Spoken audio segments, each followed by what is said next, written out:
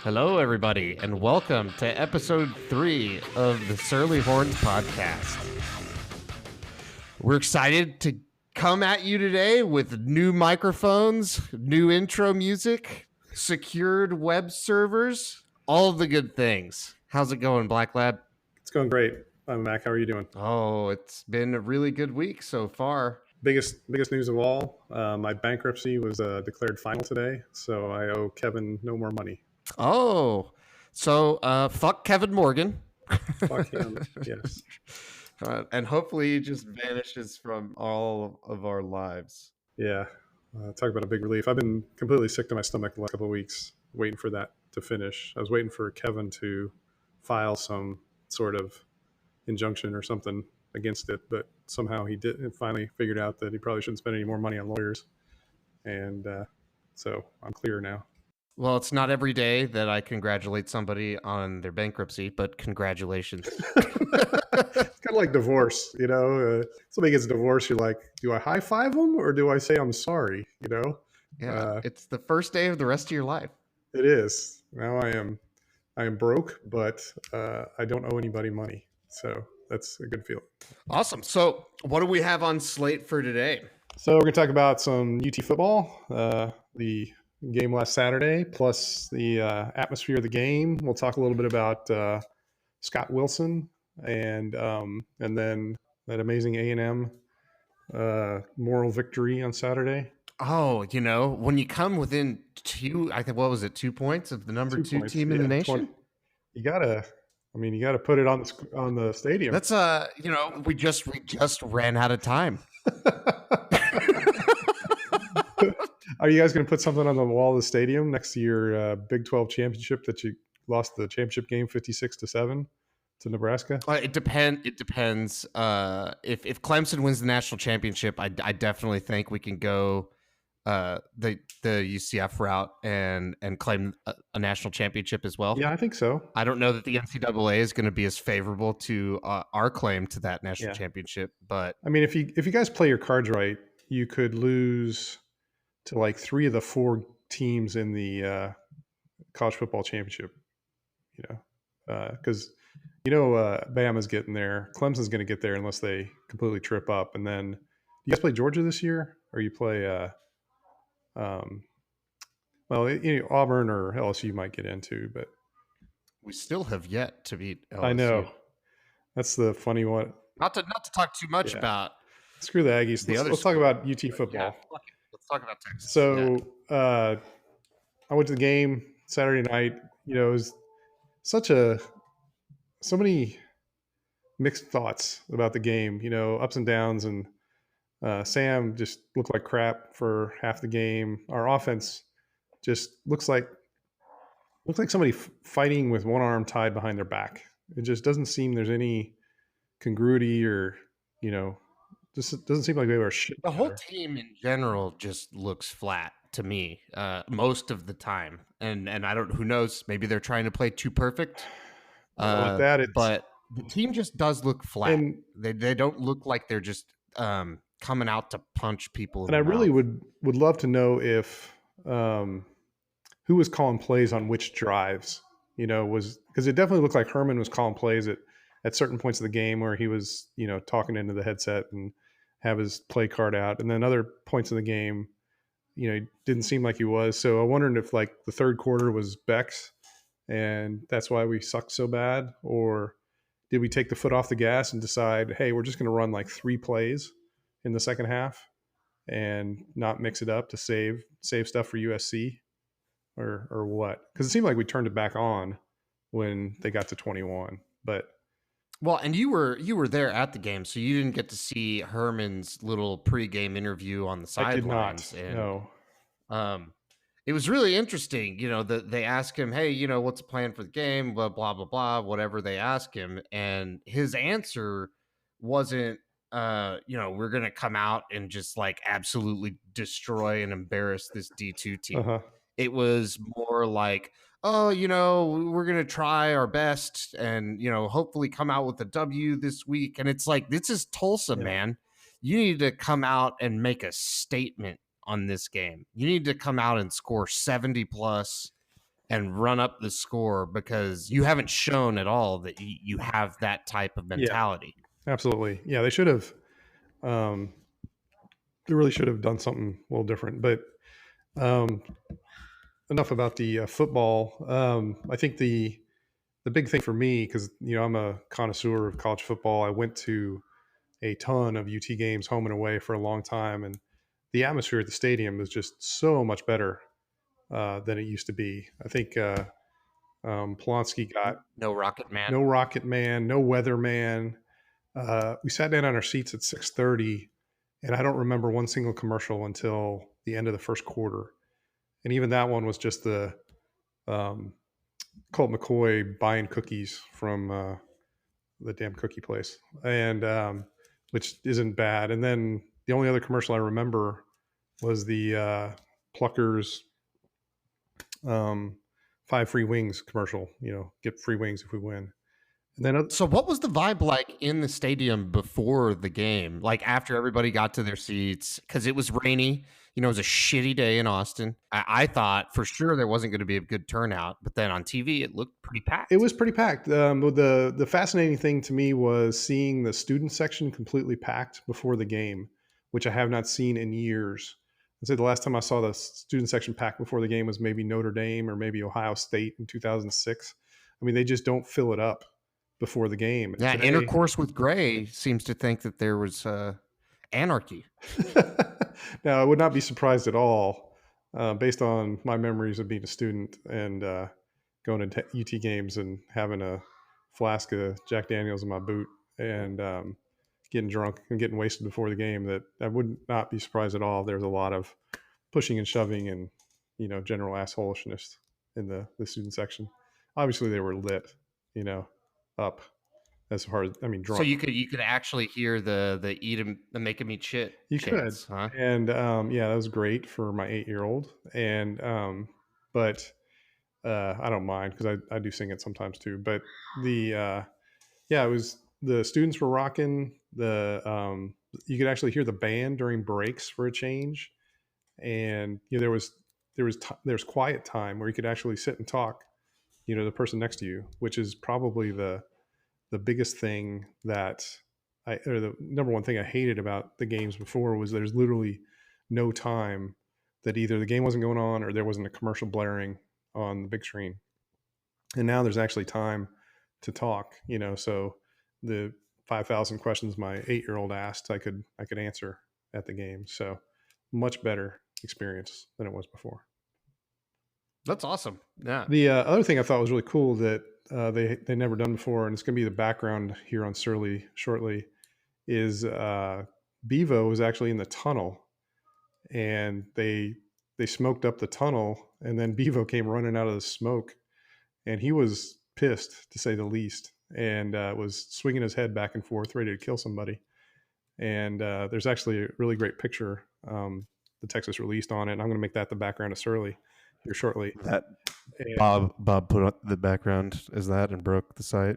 yeah, that's what broke the site the other night. So that was me trying to put the background in, and then little did I know that there's all kinds of things going on in the background that I shouldn't have done that. So We are better for it now. The site is a bit more fault tolerant on that regard. We Yeah. did figure out what was going on with the software, and now we've got that all fixed up. yeah, So I don't think we should be good to go. talk about that or get into the nerddom of that. But yeah, it's much better than it was before, and should be a lot more stable and good going forward. So, and then added HTTPS, so it's secure now. Or you Don't have to worry about people snooping on you looking at porn That's right. on Surly. Yeah, so now you can surf with confidence that no one else is watching what you're surfing. Surly. I did steal everybody's credit cards before we went to yes. Yeah, well, that's So, good. you That was always It my was a plan. ploy. The two holdouts for donations. You're the smart ones. Yeah. That's a joke. That's a joke, by the way. It was all processed by PayPal. Yeah, and we do want to thank Totally all secure. the donors. We've remained ad free, and we will for a little while more. So, and we'll Yeah, always- it's looking like all the way through March, definitely. You assholes are using so much bandwidth though that it went from what 10 megs to 50 megs a second. Yep. So, but that's a good thing. Yeah. It means people are using the site. Yep. That's awesome. Yep. So, so the other thing they did at the game, which I thought was fascinating, was they showed this guy named Scott Wilson, and I've known Scott for years. He posted on Horn Fans years and years ago, and he'd always show up at the Horn Fans tailgates. And I used to go to every UT game home and away. So from around 99 to 2007, I went to every single UT game home and away. And Scott was always there, with there's another handful of people. What's funny is there's another guy, and I don't know his name, but he's been to every UT football game since 1969, except he missed one in like 1979, I think, or 78. So his streak is shorter than Scott's, but he's done all but missed one game since 69. So 47 years he's missed one game. That's incredible loyalty. Yeah. That really is. Yeah. So they showed Scott on the Jumbotron and congratulated him on his 500th game UT, which, I got hats off to Scott. I mean, the other thing is he's such a funny guy, such a great guy. I think my favorite memory of Scott was at the Michigan Rose Bowl. He rode out there with John Kelso, the columnist from the American Statesman. And so they showed up at the tailgate drunk as fuck. And then Kelso and me and Scott just stood there and talked for a while. Kelso's got a big pad of paper and is writing down things that I'm saying. And then after the game, we go back to the tailgate and Scott's there and Kelso's there and we talk some more and Kelso's scribbling down stuff. And then Kelso writes articles the next week about their trip. They drove out and drove back in Scott's like 1978 Chevy pickup. And so it was quite the adventure. And then I got quoted in the paper like 3 or 4 times in Kelso's article. So it was pretty funny. Very cool. Yeah. That is kind of funny. So yeah, that's really, I mean, I can't say how much 500 games, let alone watching that in a single year on TV would be extremely hard to do, let alone doing it over the years and years that it takes to accumulate that many games. Yeah, the football is pretty amazing, but the baseball is even more amazing because, we have 3-game series with people like Stanford and UC Santa Barbara and, Kansas State and Iowa State. I mean, imagine driving to Iowa for a 3-game baseball series and back. It's bad enough going to, I guess Iowa State doesn't have a baseball team, but going to Iowa. Which I did several times for Iowa State football games. But yeah, I mean, I can't imagine going to Kansas or Oklahoma to go watch baseball. I love my UT baseball, but god damn, that's a beating, to go up there and just for that. But that's the more amazing streak to me because there's games in the middle of the week and there's games all over the place, and it's something else. So let's talk a little bit about the rest of the college football landscape and, a little bit about what's on slate for this week as far as games coming up. There's a few top 25 matchups this week that it should be exciting to watch. Yep. So what games do we have and what are we betting on this week? I think the ground rules we kind of set up a couple weeks ago is we each get $1,000 to bet. And then you got to bet all thousands. You got to spread it amongst the 4 games. You can put as much as you want on any of the 4 games, but you got 1,000. But you got to bet 1,000 total. And I think we should. You chickened out last time and bet 0 on the Texas game. And I want to say a minimum bet of $100 on each game. So you got to pick That's at least fine. all 4 games. And to say the least, I had the worst week ever. I lost all 4 games last week or last show. So I think you got 1 right out of the 4, the Michigan I only got the Notre Dame over Yeah, Michigan. and I think you bet 100 on that. So you're up 100-0 on me for yearly winnings. But games on slate this week: Ohio State, TCU, USC, Texas, LSU, Auburn, and Boise State, Okie State are the four big ones that I saw. And man, oh man, all this conference play so early. Yeah, well, it has to be the SEC. It has to be the SEC does it on purpose so that they kind of get the spotlight here, and then they also get to play one of those tomato cans at the end of the year while everybody else is playing and losing conference games. They're beating up on the Sisters of the Poor in November. Yeah. So Stephen F. Austin. Hats off to the SEC for gaming the system to the maximum extent possible. So that we do have that LSU Auburn. Another one is the Ole Miss or Miss playing Alabama this week as well. But that is Ole Miss playing Alabama, but we're not going to bet on that game. It's going to be complete. Yeah, I don't see them keeping it close. So Ohio State, TCU. What are you thinking this week? Oh, I've got to, I'm a big homer. And for those of you that don't know, I'm from Fort Worth, Texas. So I got to go with my Horned Frogs. I kind of thought, well, I mean, obviously the first week I thought Ohio State was going to be discombobulated and not do so well. And of course I was completely wrong. So I'm going to go ahead and jump on the Ohio State bandwagon. I'll take the Ohio State minus 13.5, and I'll throw out $250 on it. I'm gonna match you on the 250. We'll go. Okay, so one of us will get that. It's 13.5 point line. All right, LSU Auburn coming in. Auburn minus 9.5. I don't know that Auburn's got 9.5 point advantage on LSU. I'm really wondering what LSU has. I mean, they beat Washington, which was a good win, and their quarterback looks good. A guy that was the Ohio State backup for a couple of years. Looks like they actually have competent quarterback play.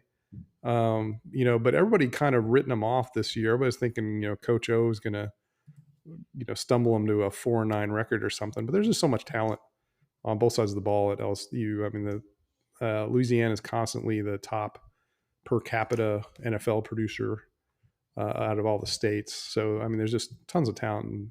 And, I think 9.5 is a lot, but I think LSU is going to get stomped. I think Auburn's going to roll. So I'll take Auburn. Oh, coming in with the stomp, huh? Yeah. I mean, I've got to, go with the Tigers, even though they don't have the crazy coach anymore and Les Miles. I don't think that Auburn's got it in them to cover on that 9.5. I think that LSU and Auburn, that's always a traditionally closely played game. And if anything else, they're just going to pull shit out of their ass to keep it close. There's been a lot of 6-3 games. Yeah. They have enough talent to do well in special teams. Yeah, they don't have the magician or the Mad Hatter to pull something out of his ass like he did a couple times. But, yeah, it should be a good game. I'm looking forward to it. It's usually a good game. There's been a few 6-3 games over the years, but typically this is going to be my tree fitting game of the week. Okay. I've got 350 on LSU. Okay. And I'll put 250 on Auburn. Pussy. Just go ahead and stay there. Stay the course. All right. So Boise State, Okie State. So Boise State still has a special place in my heart for that Boise State Oklahoma game. But it's at Oklahoma State. It's not. It's not on the blue turf. Yeah. So, good story about that Boise State Oklahoma game. So, it was my wife and I had just started dating at that point, and she's like, "Hey, let's watch a movie." And I was like, "Well, there's college football on," and I was like, "We'll watch a movie at 7:00 tonight." She's like, "Okay." So watch football, and then that game starts, and it's Boise State just goes off to a huge lead. And she's like, "Can we watch a movie?" And I'm like, "No, we can't watch this movie. Oklahoma's losing to Boise State." And she storms out of the house, slams the door. I don't talk to her for 3 days. I thought we were done. But she came back and somehow forgave me. And we ended up getting married about 4 months later. But but Boise State has always been one of my favorites. So you're telling me that Pussy's undefeated? Yes, Pussy is undefeated, and then of course Harrison was a great coach for UT for a couple of years, the offensive coordinator. I don't blame him leaving at all for Mac, fucking with his shit all the time. So I like Harrison. I like Boise State. I think Okie State probably has too much talent though for him. So I'll go ahead and take Okie State. I'll put 250 on Okie State minus 2.5. I got to ride the mullet. Gotta ride the mullet. I'm gonna go minimum on it though, but Okay. you got to be on the mullet side too. Okay, so that's because he's over 40 now. Yeah, he's a man. He's a man, So, okay, you're going 100 on Okie State. Yep. Okay. All right. So last game, Texas USC. So teams that combined for the greatest game in college football history in 2005 met in a kind of a clunker last year. Texas offense didn't show up until late, and then when the offense finally showed up, the defense decided to say fuck it. And then Southern Cal playing a true freshman. Well, is he hurt still? I heard he hurt his hand, and they're going to have to start somebody else. Oh, maybe. So yeah, I don't know who's going to start this week. Texas banged up a little bit. A few people out for this week. Shaq and Ingram's out. Ingram was doubtful, and a couple other people, and which isn't good. I was really hoping to see Ingram a lot Saturday, and just didn't happen. Have been running all over Southern Cal. Their run defense is just a bunch of Swiss cheese. Yep. So Stanford took them to the woodshed. It wasn't that big of a score, but held them to 3 points and ran all over them. And UNLV actually, the game got away from them late, but actually was in the game for quite a bit. So I think it's definitely a down year for USC, starting a freshman quarterback, and all the other stuff. I'm hoping this is the Lucy and Charlie Brown kicking the football, but I'm thinking that Herman saved some stuff from last week and obviously saved shit from Maryland because he didn't fucking run anything. So I think we were saving some stuff for this USC game. I'm sure it's been circled on the calendar by Tom Herman and the other people on the coaching staff. And I think typically, they've played well in the games, the big games. So I'm going to go ahead and take Texas minus 3.5 and the rest of my 250 on that. So. Yeah. I have to think that Herman has just been overlooking these first two games, especially Tulsa. That's my feeling. Yeah.